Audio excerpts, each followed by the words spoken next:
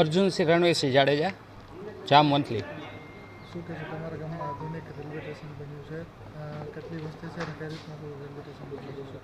અમૃત ભારત અંતર્ગત જામ મંથલીનું સ્ટેશન મોટું વિકસાવવામાં આવ્યું છે અને સ્ટેશનમાં સુવિધા ઘણી બધી થઈ છે. એમાં અત્યારે વેઇટિંગ રૂમ બનેલું છે, બાજુમાં સ્ટેશનનું થઈ ગયું છે, બિલ્ડિંગ પ્લેટફોર્મનું કામ ચાલુ છે અને ડબલ ટ્રેકનું કામ ચાલુ છે, જેથી આવતા દિવસોમાં સારી એવી ટ્રેનનો સ્ટોપ અહીંયા મળશે અને નાના એવા ગામમાં ઘણી બધી સુવિધા મળી છે, જેથી કરીને આજુબાજુના 20-25 ગામમાં માણસોને આવવા જવામાં સુવિધામાં વધારો થયો છે અને મોદી સાહેબે આ જે કંઈ કામ કર્યું છે એ અતિ ઉત્તમ થઈ ગયું છે. અમારે અત્યારે જે કંઈ બનાવવામાં આવ્યું છે, શું બનાવાયું છે?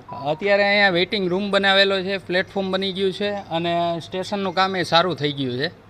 બાકી આવનારા દિવસોમાં હજી ઘણું બધું કામ ચાલુ છે. એમાં ઓવરબ્રિજ બનશે, અહીંયા સામેના સાઈડ પ્લેટફોર્મનું કામ ચાલુ છે અહીંયા, એટલે સુવિધા ઘણી બધી સારી થઈ ગઈ છે.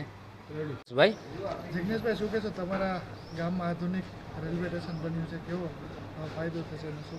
અમારા ગામમાં અંદાજિત 2000ની વસ્તી ધરાવે છે અને નાનકડો એવા ગામમાં આવડું મોટું સ્ટેશન એક અમૃત દ્વારા કરવામાં આવેલું છે, તો ગામમાં પણ ઉત્સાહ અને સારું એવું પ્રોત્સાહન છે. શું શું સુવિધાઓ વિકસાવવામાં છે? અહીંયા વેઇટિંગ રૂમ, પછી ઊંચું પ્લેટફોર્મ લેવામાં આવેલું છે, ડબલ ટ્રેક લાઇનનું કામ ચાલુ છે અને અન્ય કે અમારે તત્કાલ ટિકિટનું ને બધું સગવડ સુવિધાઓ સારી છે. કેટલા ગામડાનો લાભ લઈ શકશે આજુબાજુ? અંદાજિત 25 ગામનું અહીંયા આસપાસ ગામના લોકો આ સ્ટેશનનો લાભ લેશે. શું સુવિધા મળશે એવું કંઈ કહેશો?